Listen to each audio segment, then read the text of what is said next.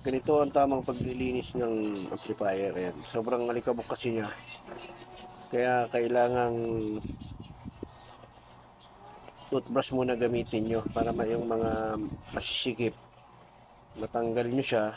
Tapos, ah, susunod, pagka natapos nyo yan, gagamitan nyo siya ng electronic thinner para yung mga corrosion ay matanggal lahat. Ayan, ganyan ang gagawin nyo. Tiyaga lang dahil sobrang dami nung nakapasok na alikabok, dumi dun sa loob niya na maaring pag-cause ng grounded. Siya binahaya na siya ng gagamba, ng spider. Ayan, kaya pagka ganyan, kailangan tiyaga na paglilinis. Ayan o. Ayan, yung heatsink niya, kailangan malinis lahat yan. Ayan, pati yung mainboard niya, malinis na malinis lahat.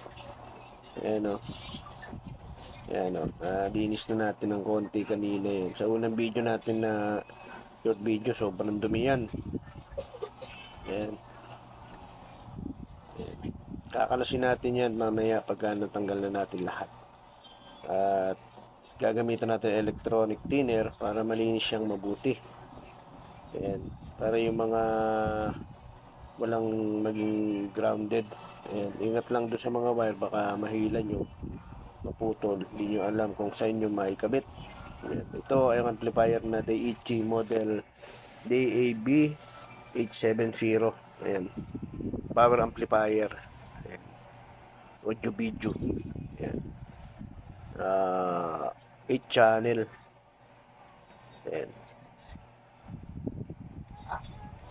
Ayan o. Tsatsagayin nyo lang talaga yan na kailangan lahat ng mga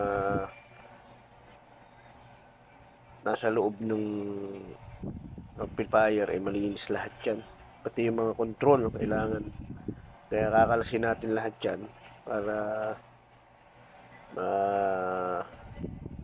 linis nating mabuti. Pero sa ngayon, brush muna gagamitin natin para matanggal yung mga, kasi pagka binasami yan ng electronic thinner, mamumuo yan parang magpuputik siya pagka hindi nyo nilinis agad ng ganyan. Kaya kailangan brush muna na tuyo para pagka nilinis ng electronic thinner ay konti na lang yung kanya, yung magiging